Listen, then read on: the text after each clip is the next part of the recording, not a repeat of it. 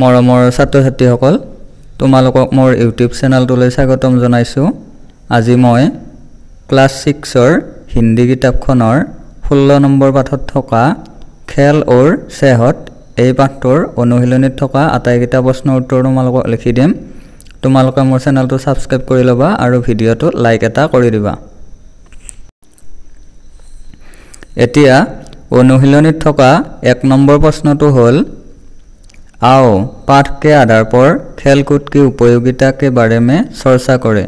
यार अर्थটো হ'ল पाठर आधारत खेल धেমালিৰ उपयोगितार বিষয়ে आलोचना करू आहा।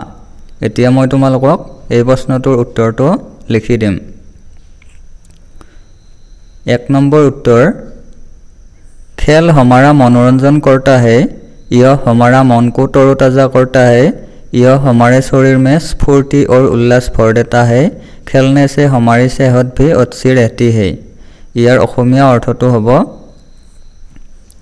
ইয়াতে মই লিখি দিছো খেল ধেমালিয়ে আমাক আমোদ দিয়ে, ই আমাৰ মনটো সজীৱ কৰি ৰাখে, ই আমাৰ শৰীৰত স্ফূৰ্তি আৰু উল্লাস যোগায়, খেল ধেমালিয়ে আমাৰ স্বাস্থ্যও ভালে ৰাখে।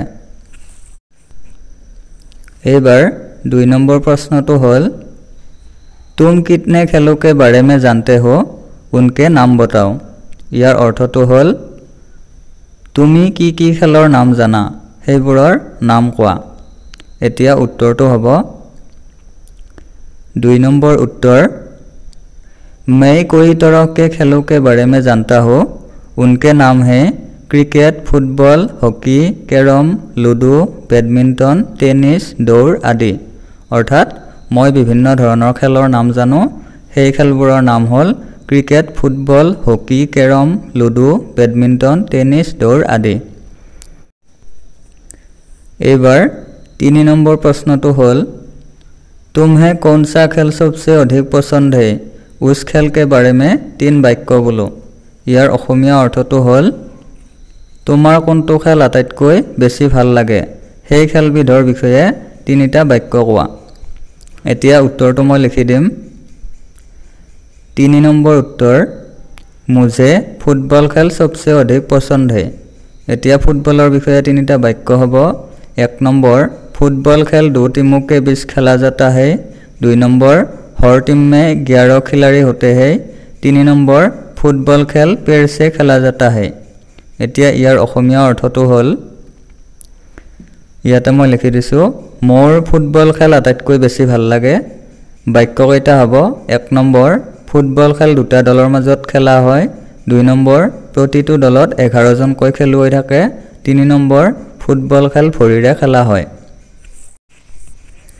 এইবাৰ 4 নম্বৰ প্ৰশ্নটো হ'ল कुछ बाहरी खेल होते हैं, कुछ भीतरी खेल, यहाँ कुछ खेलों के नाम दिए गए हैं, बताओ इनमें से कौन बाहरी और कौन भीतरी खेल है।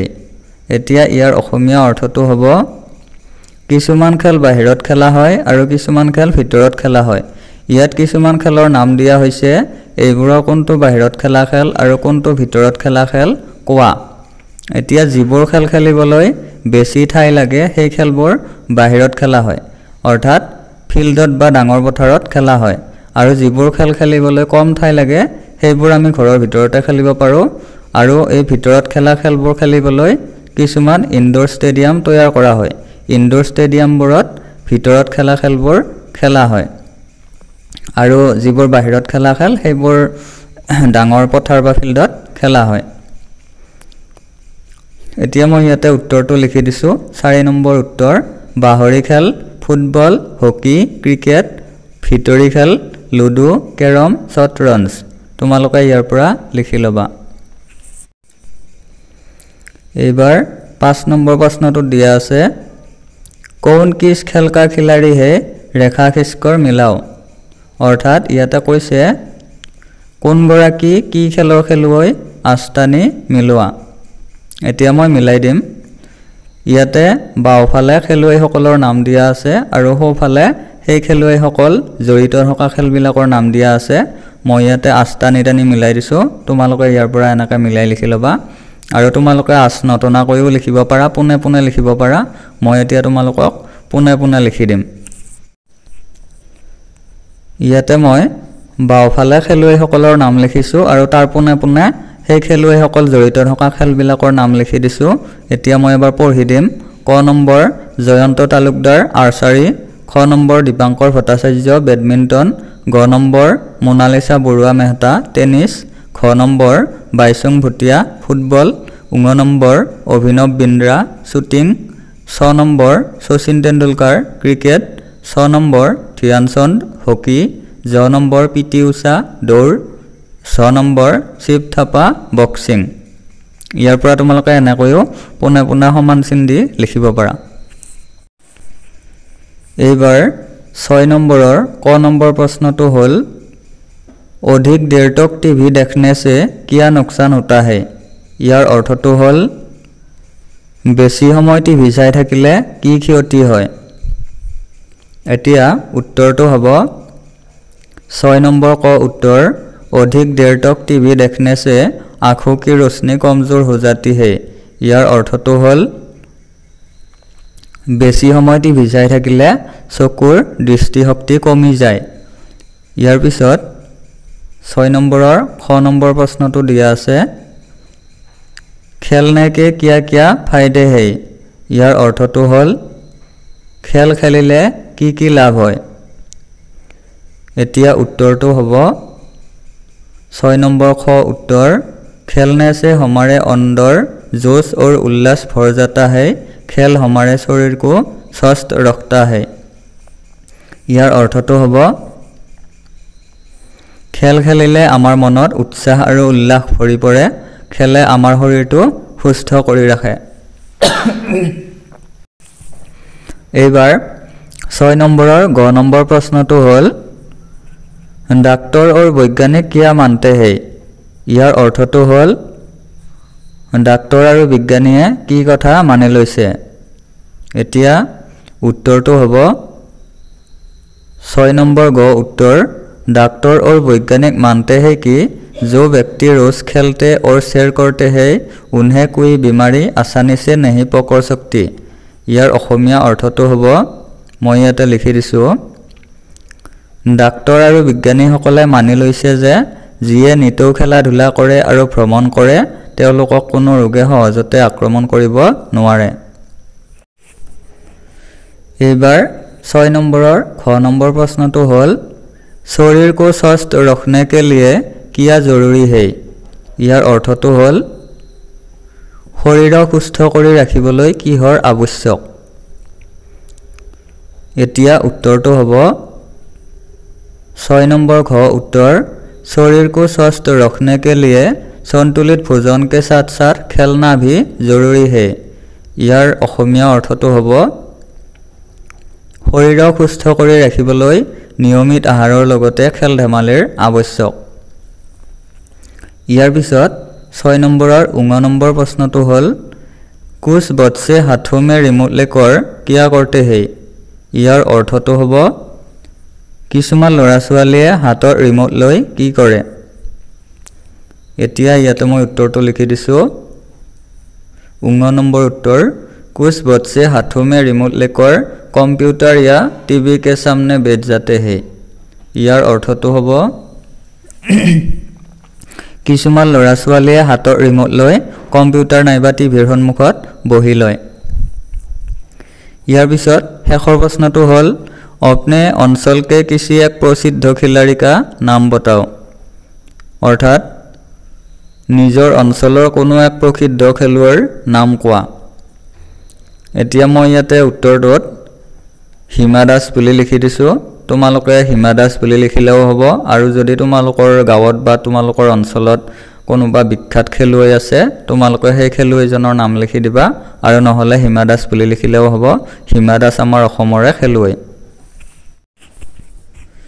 এইবাৰ 7 নম্বৰৰ ক নম্বৰ প্ৰশ্নটো হ'ল খেলনে কা আনন্দ कैसा है। ইয়াৰ অৰ্থটো হ'ল খেলাৰ আনন্দ কেনেকুৱা। এতিয়া উত্তৰটো হ'ব 7 নম্বৰ ক उत्तर खेलने का आनंद अनोखा है यह हमारा मनोरंजन करता है। ইয়াৰ অসমীয়া অৰ্থটো মই লিখি দিছোঁ খেলাৰ আনন্দ বিচিত্ৰ ই আমাক আমোদ দিয়ে। ইয়াৰ পিছত খ নম্বৰ প্ৰশ্নটো দিয়া আছে খেল हमारे मन को क्या करता है ইয়াৰ অৰ্থটো হ'ব খেলে আমাৰ মনক কি কৰে এতিয়া উত্তৰটো হ'ব 7 নম্বৰ খ উত্তৰ খেল हमारे मन को तरोताजा करता है ইয়াৰ অৰ্থটো হ'ল খেলে আমাৰ মনক সজীৱ কৰি তোলে ইয়াৰ পিছত 7 নম্বৰৰ গ নম্বৰ প্ৰশ্নটো দিয়া আছে कुछ बच्चे पूरा दिन टीवी के सामने बैठकर क्या करते हैं ইয়াৰ অসমীয়া অৰ্থটো হ'ল কিছুমান ল'ৰা ছোৱালীয়ে গোটেই দিন টিভিৰ সন্মুখত বহি কি কৰে এতিয়া মই ইয়াতে উত্তৰটো লিখি দিম উত্তৰটো হ'ব 7 নম্বৰ গ उत्तर कुछ बच्चे पूरा दिन टीवी के सामने बैठकर अपना समय और सेहत खराब करते हैं ইয়াৰ অৰ্থটো হ'ব কিছুমান ল'ৰা ছোৱালীয়ে গোটেই দিন টিভিৰ সন্মুখত বহি নিজৰ সময় আৰু স্বাস্থ্য নষ্ট কৰে ইয়াৰ পিছত 7 নম্বৰৰ খ নম্বৰ প্ৰশ্নটো দিয়া আছে किन्हीं चार खेलों के नाम लिखो অৰ্থাৎ যিকোনো চাৰিটা খেলৰ নাম লিখা এতিয়া উত্তৰটো হ'ব 7 নম্বৰ খ উত্তৰ ক্ৰিকেট ফুটবল বেডমিণ্টন দৌৰ ইয়াতে মই চাৰিটা খেলৰ নাম লিখি দিছো তোমালোকে বেলেগ বেলেগ খেলৰ নাম লিখিলেও হ'ব এইকেইটা লিখিলেও হ'ব কোনো কথা নাই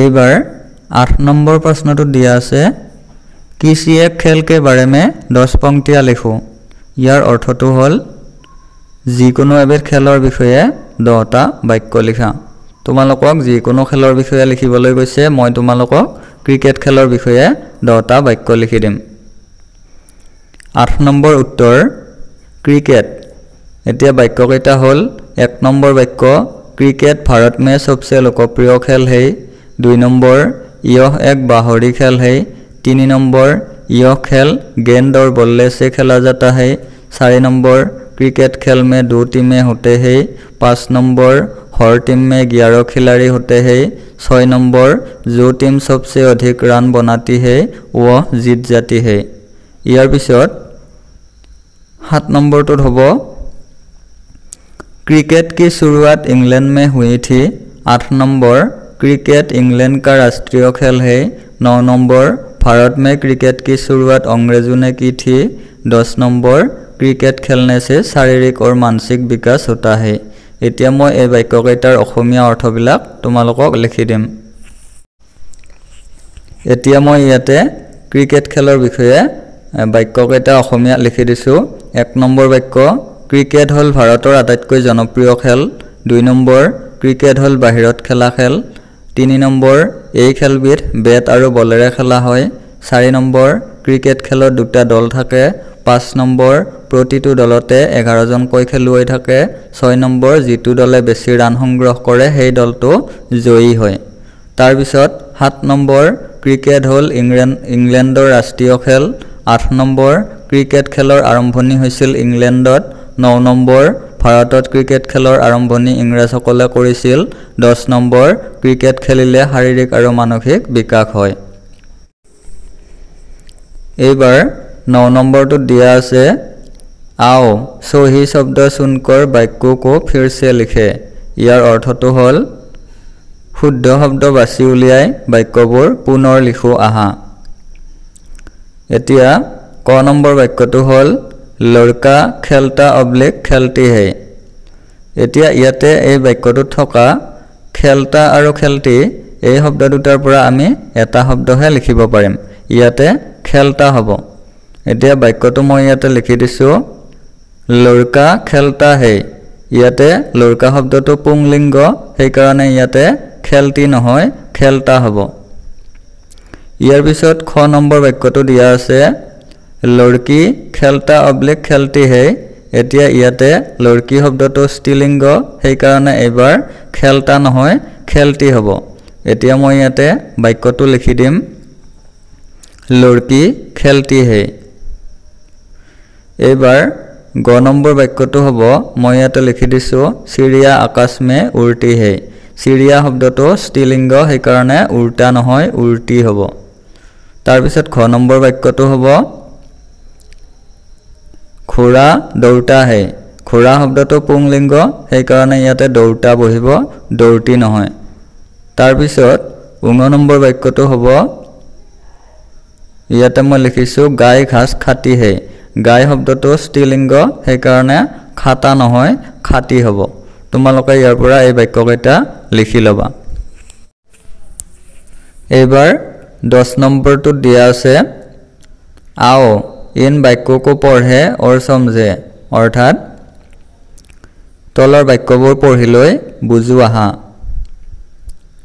এতিয়া প্ৰথম বাক্যটো হ'ল লড়কা খেলতা হে এই বাক্যটো হৈছে একবচনৰ বাক্য ইয়াতে লড়কা শব্দটো একবচন এতিয়া এই বাক্যটো আমি বহুবচনত লিখিলে হ'ব লড়কে খেলতে হে লড়কা শব্দটো বহুবচন কৰোতে লড়কে হ'ল আৰু খেলতা শব্দটো খেলতে হ'ল তাৰ পিছত হেখৰ হে শব্দটোৰ ওপৰত এটা ফুট দিব লাগিব তেতিয়া হলে বাক্যটো বহুবচন হ'ব ইয়াৰ পিছৰ বাক্যটো হ'ল লড়কি নাচতি হে ইয়াতে লড়কি শব্দটো একবচন সেই কাৰণে এটো একবচনৰ বাক্য আৰু ইয়াতে লড়কি শব্দটো স্ত্ৰীলিংগ হোৱা কাৰণে নাচতি হৈছে এতিয়া ইয়াতে বাক্যটো বহুবচন কৰোতে হ'ব লড়কিয়া নাচতি হে লড়কি শব্দটো লড়কিয়া হ'ব নাচতি শব্দটো নাচতি হৈয়া থাকিব কাৰণ লড়কিয়া শব্দটো স্ত্ৰীলিংগ আৰু শেষত হে আখৰটোৰ ওপৰত এটা ফুট দিব লাগিব এতিয়া ইয়াতে কৈছে অব ইন বাক্যকো পুৰা কৰো অৰ্থাৎ এতিয়া এই বাক্যসমূহ সম্পূৰ্ণ কৰা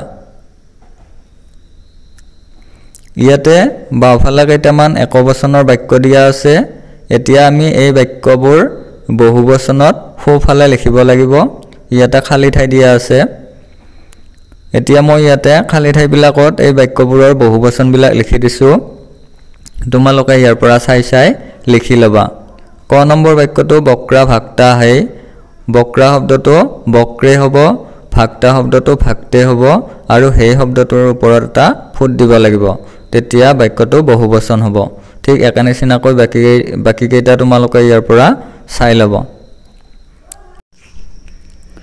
এইবাৰ 11 নম্বৰটো দিয়া আছে নিচে দি গৈ ক্ৰিয়াও কি সহায়তা আছে বাক্য বনাও এতিয়া ইয়াৰ অসমীয়া অৰ্থটো হ'ল তলত দিয়া ক্ৰিয়াপদসমূহৰ সহায়ত বাক্য সাজা এতিয়া ইয়াতে বাওফালে কেইটামান ক্ৰিয়াপদ দিয়া আছে এই ক্ৰিয়াপদ কেইটা হ'ল জানা খেলনা খানা হসনা উৰনা পঢ়না এতিয়া এই কেইটা হৈছে মূল ক্ৰিয়াপদ এই ক্ৰিয়াপদ কেইটা আমি যেতিয়া বাক্যত ব্যৱহাৰ কৰিম তেতিয়া এই শব্দকেইটা অলপমান হলাই লিখিব লাগিব নহলে বাক্যবিলাকৰ অৰ্থবিলাক নিমিলিব গতিকে আমি যেতিয়া বাক্যত ইহতক লিখিম অকনমান ইহতক হলনি কৰি লিখিব লাগিব যেনে জানা শব্দটো বাক্যত লিখিলে জাতা হ'ব খেলনা শব্দটো বাক্যত লিখিলে খেলতা বা খেলতি হ'ব খানা শব্দটো খাতা বা খাতি হ'ব ঠিক তেনেকুৱাকৈ লিখিব লাগিব প্ৰথম বাক্যটো তোমালোকক ইয়াতে লিখি দিছে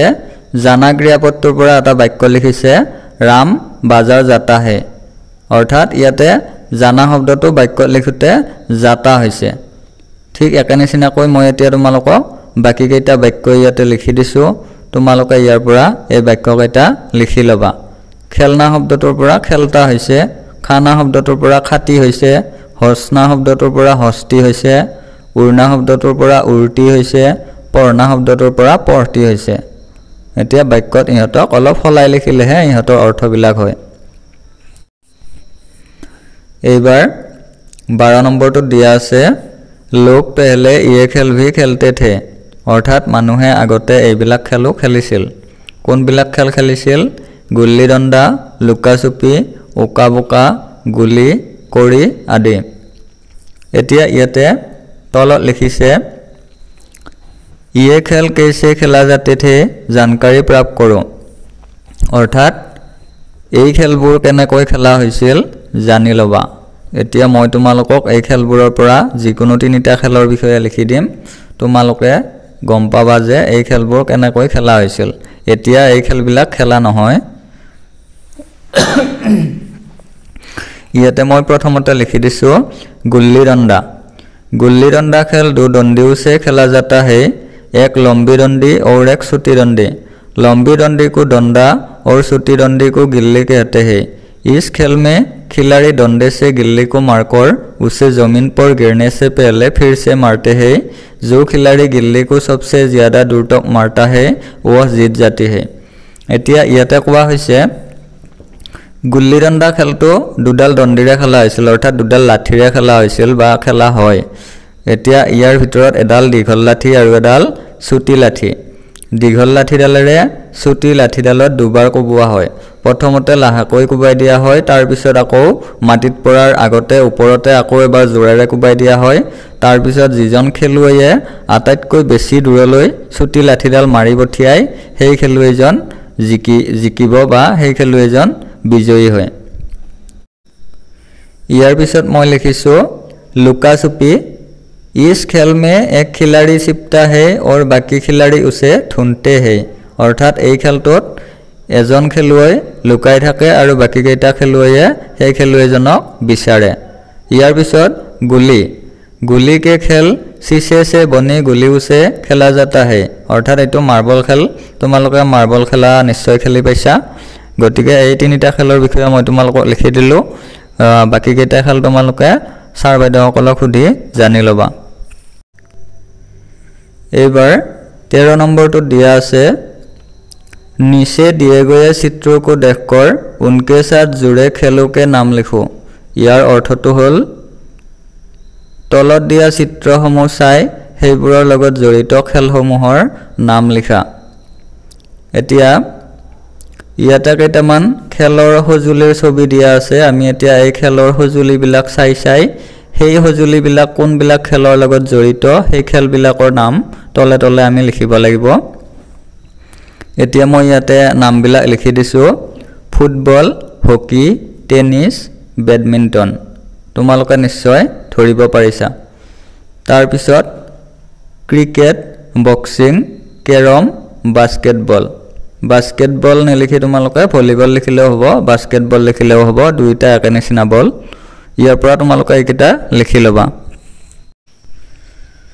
এইবাৰ 14 নম্বৰটোত দিয়া আছে आओ চিত্ৰ দেখকৰ নাম লিখে। ইয়াৰ অৰ্থটো হ'ল ছবি চাই নাম লিখো আহা। এতিয়া ইয়াতে কেইগৰাকীমান খেলুৱৈৰ ফটো দিয়া আছে আৰু সেই ফটোবিলাকৰ তলে তলে কেইটামান খালী বাকচ দিয়া আছে। এতিয়া আমি সেই খেলুৱৈসকলৰ নামবিলাক বাকচবিলাকত লিখিব লাগিব। খেলুৱৈসকলৰ নামবিলাক ইয়াতে মাজৰ ভাগত সানমিহলি কৰি দিয়া আছে। ইয়াৰ পৰা নামবিলাক লিখিব লাগিব। এতিয়া মই তোমালোকক এই খেলুৱৈসকলৰ নামবিলাক লিখি দিম। জয়ন্ত তালুকদাৰ, মহেন্দ্ৰ সিং ধোনী, মেৰী কম, ইয়াৰ পিছত ভোগেশ্বৰ বৰুৱা, ধ্যানচন্দ, তাৰপিছত বাইচুং ভুটিয়া, অভিনৱ বিন্দ্ৰা, চাইনা নেহৱাল, শচীন তেণ্ডুলকৰ, বিজেন্দ্ৰ সিং। ইয়াৰ পৰা তোমালোকে নামকেইটা লিখি ল'বা। এইবাৰ 15 নম্বৰটোত দিয়া আছে निम्नलिखित पंक्तियों में उचित विराम चिन्ह लगाओ और सही ढंग से पढ़ो। এতিয়া ইয়াৰ অসমীয়া অৰ্থটো হ'ল নিম্নলিখিত বাক্যসমূহত শুদ্ধ বিৰাম চিহ্ন লগোৱা আৰু শুদ্ধকৈ পঢ়া। এতিয়া ইয়াতে কেইটামান বাক্য লিখা আছে আৰু এই বাক্যবিলাকত বিৰাম চিহ্ন লগোৱা নাই, অৰ্থাৎ দাঢ়ি কমা, ঊৰ্ধ্ব কমা এইবিলাক ইয়াতে একো লগাই দিয়া নাই। আমি এতিয়া এই বাক্যবিলাকৰ মাজে মাজে দাঢ়ি কমা, ঊৰ্ধ্ব কমা এইবিলাক আমি লগাই লগাই লিখিব লাগিব। এতিয়া মই উত্তৰটো লিখিছোঁ আৰু এতিয়া মই এবাৰ পঢ়ি দিম। मधुस्मिता ने अपनी सहेली रिंकी से पूछा, तुम सबसे अधिक कौन खेल पसंद करती हो? रिंकी ने तुरंत कबड्डी खेल बताया।